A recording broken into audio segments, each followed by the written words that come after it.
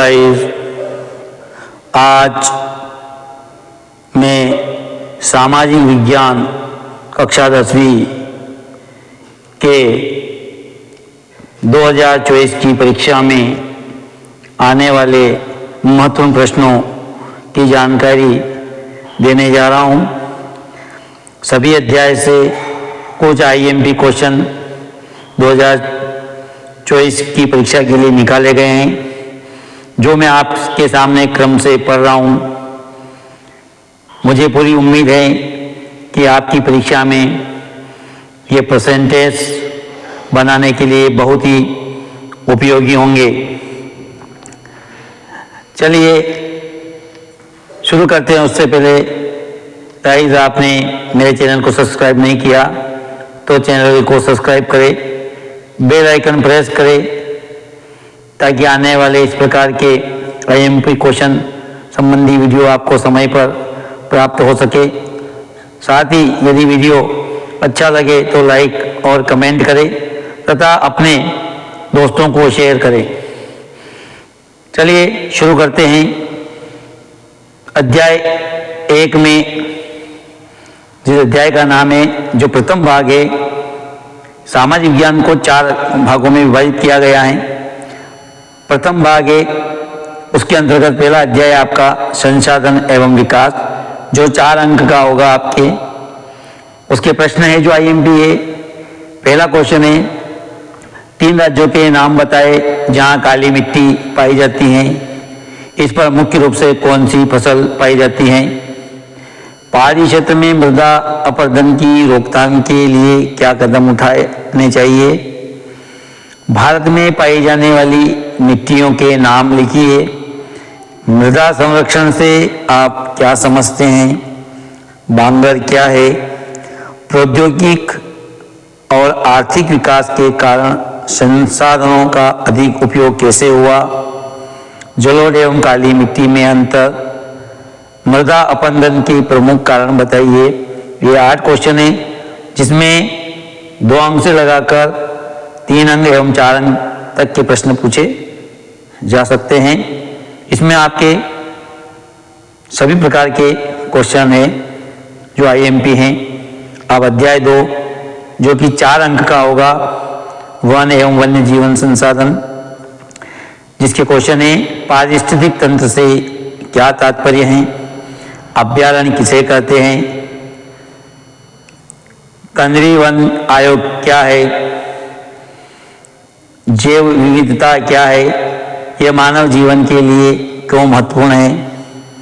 भारत में वनों को कितने वर्गों में बांटा गया है?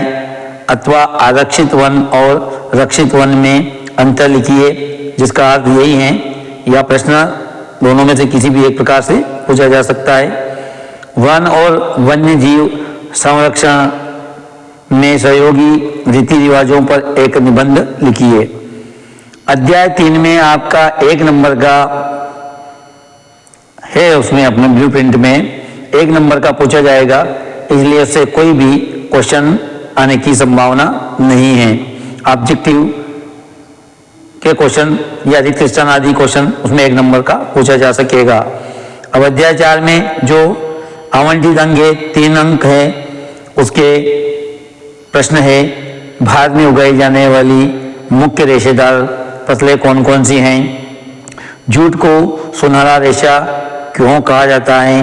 भारत की प्रमुख पेय फसलों के नाम बताइए। रबी और खरीफ की फसलों के नाम लिखिए। भारत की एक खाद्य फसल का नाम बताइए और जहां यह पैदा की जाती हैं उस क्षेत्रों का विवरण दे। अध्याय 5 में जो अंक 4 अंक का है, खनिज तथा ऊर्जा संसाधन। भारत में मैग्नीज के प्रमुख उत्पादक 3 राज्य कौन से हैं? भारत में लोहयस्क के 3 प्रधान उत्पादक राज्यों के नाम लिखिए। बॉक्साइट का क्या उपयोग है? हमें खनिजों के संरक्षण की आवश्यकता क्यों है? परंपरागत तथा गैर परंपरागत ऊर्जा साधन में अंतर बताइए। अथवा यही क्वेश्चन इस प्रकार भी पूछा जा सकता है, ऊर्जा के परंपरागत साधनों को उदाहरण सहित लिखिए। भारत में सौर ऊर्जा का भविष्य उज्जवल है, क्यों? भारत के मानचित्र पर महत्वपूर्ण खनिज उत्पादक क्षेत्र दर्शाइए। अथवा दिए गए भारत के मानचित्र में अभ्रक तथा मैग्नीज के क्षेत्रों को दर्शाइए। जो ये नाम दिए गए हैं ये परीक्षा में आ सकते हैं। भारत के मानचित्र पर महत्वपूर्ण परंपरागत ऊर्जा स्रोत को दर्शाइए। अथवा भारत के मानचित्र में ऊर्जा के परंपरागत स्रोतों के क्षेत्रों को दर्शाइए। इसी प्रकार क्वेश्चन इसका 9वां है, भारत के मानचित्र पर महत्वपूर्ण आणविक व तापीय ऊर्जा संयंत्र दर्शाइए। अब अध्याय 6 में विनिर्माण उद्योग हैं, जो अंक 4 का है। आधारभूत उद्योग से क्या आशय हैं, उदाहरण देकर बताइए। भारत में कृषि पर आधारित उद्योग कौन से हैं? लोहा इस्पात उद्योग कहाँ स्थापित किया जा सकता है? लोहा और इस्पात उद्योगों को आधारभूत उद्योग क्यों कहा जाता है? अथवा ये क्वेश्चन इस प्रकार पूछा जा सकता है, किसी भी देश के आर्थिक विकास में लोहा एवं इस्पात उद्योगों का महत्वपूर्ण स्थान है, स्पष्ट करें। उद्योग पर्यावरण को कैसे प्रदूषित करते हैं? जल प्रदूषण को नियंत्रित करने हेतु कोई 3 उपाय लिखिए। अध्याय 7 है आपका राष्ट्रीय अर्थव्यवस्था की जीवन रेखाएं, जो 7 अंक में पूछा जाएगा। सड़क परिवहन के 3 गुण बताए। देश के प्रमुख संचार साधन बताए। डिजिटल भारत क्या है? भारत देश का कितना प्रतिशत व्यापार समुद्रों द्वारा होता है? विश्व की सबसे लंबी राजमार्ग सुरंग का नाम लिखिए। वायु परिवहन का राष्ट्रीयकरण कब किया गया? लिखिए। भारत के लिए सीमांत सड़कों की महत्ता को स्पष्ट कीजिए। व्यापार से आप क्या समझते हैं? स्थानीय व अंतर्राष्ट्रीय व्यापार में अंतर स्पष्ट करें। पर्यटन उद्योग के महत्व पर प्रकाश डालिए। अथवा भारत में पर्यटन उद्योग के लाभ लिखिए। इसमें कक्षा क्वेश्चन 10वां है, परिवहन तथा संचार के साधन किसी देश की जीवन रेखा तथा अर्थव्यवस्था क्यों कहे जाते हैं? इसी प्रकार सोशल साइंस के अंतर्गत भाग 2 में अध्याय 8 से शुरू किया जाता है। यूरोप में राष्ट्रवाद का उद्देश्य, जो इसका अंक 2 है। रूढ़िवाद से क्या आशय हैं? उदारवाद का क्या अर्थ है, बताइए। राष्ट्रवादी संघर्षों में महिलाओं की भूमिका बताइए। जालवेराइन क्या था, इसका क्या उद्देश्य था? और 1830 की क्रांति में फ्रांस पर क्या प्रभाव पड़े? अध्याय 9 है भारत में राष्ट्रवाद, जो अंक 7 अंक का पूछे जाएंगे। भारत में लोग रॉलेट एक्ट के विरोध में क्यों थे? गांधी जी ने असहयोग आंदोलन को वापस लेने का फैसला क्यों लिया? जलियांवाला बाग हत्याकांड पर संक्षिप्त टिप्पणी लिखिए। साइमन कमीशन पर टिप्पणी लिखिए। असहयोग आंदोलन के कोई 4 कारण लिखिए। सविनय अवज्ञा आंदोलन का वर्णन कीजिए। अथवा सविनय अवज्ञा आंदोलन का क्या अभिप्राय है, इसके कार्यक्रम एवं महत्व पर प्रकाश डालिए। अध्याय 10 के अंतर्गत जो 3 अंक का होगा, भूमंडलीय विश्व का बनना, कॉलोनियों के समाप्त करने के बारे में ब्रिटिश सरकार के फैसले का प्रभाव लिखिए। दूसरा इसका अफ्रीका में रेड पेस्ट का आना पर संक्षिप्त टिप्पणी लिखिए। भारतीय अर्थव्यवस्था पर महामंदी का प्रभाव लिखिए। अध्याय 11 इसका औद्योगिकीकरण का युग, औद्योगिक उत्पादन से क्या आशय हैं? औद्योगिक मजदूरों से क्या आशय हैं? स्टेपलर, फुलर तथा कार्डिंग से क्या अर्थ है, से क्या अभिप्राय हैं? 1840 के दशक के बाद रोजगार की स्थिति का विश्लेषण कीजिए। पहले विश्व युद्ध के समय भारत का औद्योगिक उत्पादन क्यों बढ़ा? अब खंड 3 इसी के सोशल साइंस सामाजिक विज्ञान के अंदर खंड 3 जो अध्याय 12 से शुरू हो रहा है, जो अंक 4 का है, इसका 12 अध्याय मुद्रण, संस्कृति तथा और आधुनिक दुनिया। इसका पहला क्वेश्चन है, मुद्रण की सबसे पहले तकनीक कहाँ और कैसे विकसित हुई? अथवा इसी को इस प्रकार पूछा जा सकता है, मुद्रण की तकनीक सबसे पहले किन देशों में विकसित हुई? मुद्रित दुनिया की सबसे पुरानी मौजूद पुस्तक जिप्सी के बारे में बताइए। गुटेनबर्ग कौन था? मुद्रण क्रांति में उनका योगदान बताइए। अब तृतीय भाग के अंतर्गत लोकतांत्रिक राजनीति में भाग 2 है, अध्याय 13 है। इसके अंतर्गत सत्ता की साझेदारी जो अंक 2 है। सत्ता का क्षैतिज बंटवारा क्या है? इसका क्वेश्चन दूसरा है, बेल्जियम में जाति जटिल कैसे है?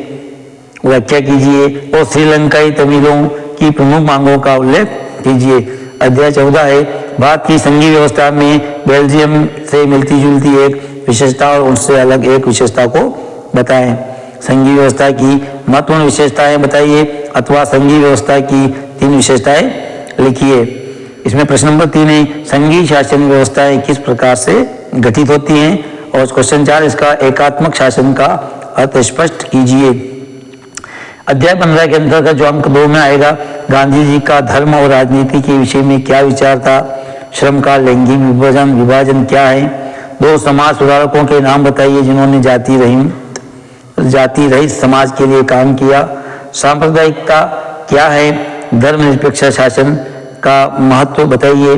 लैंगिक असमानता का आधार क्या है?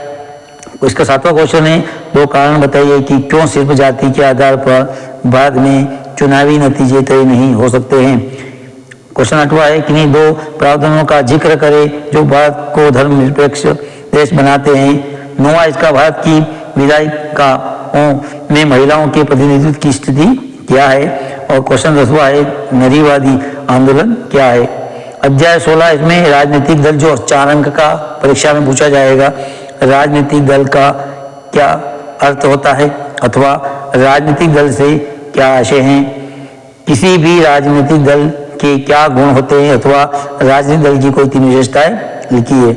भारत में राजनीतिक दलों की भूमिका का वर्णन कीजिए। क्वेश्चन 4 इसका क्षेत्रीय दलों और राष्ट्रीय दलों के बीच अंतर लिखिए। इसमें अध्याय 17 है, लोकतंत्र के परिणाम जो 3 अंक में पूछा जाएगा। लोकतंत्र के नागरिकों की भूमिका संक्षेप में बताइए। लोकतंत्र में सामाजिक विभिन्नताओं के साथ सामंजस्य बैठाने की क्या 2 स्थितियां हैं, स्पष्ट कीजिए। और इसका 4था भाग है, आर्थिक विकास की समझ जो अध्याय 18 से प्रारंभ हो रहा है, जिसका अध्याय जो है विकास है, जिसका 2 अंक में पूछा जाएगा। इसका एक ही क्वेश्चन है, राष्ट्रीय आय का अर्थ बताइए। उसका दूसरा क्वेश्चन है, राष्ट्रीय विकास का क्या अर्थ है? आर्थिक विकास से क्या आशय है? जन्म के समय संभावित आयु या प्रत्याशित आयु से क्या आशय है? विकास मापने का यूएनपी का मापदंड किन पहलुओं में विश्व बैंक के मापदंड से अलग हैं? धारणीयता का विषय विकास के लिए क्यों महत्वपूर्ण है? संपोषणीय विकास क्या है? इसके उद्देश्य बताइए। अथवा इसी क्वेश्चन को इस प्रकार पूछा जा सकता है, सतत विकास का अर्थ एवं 3 उद्देश्य समझाइए।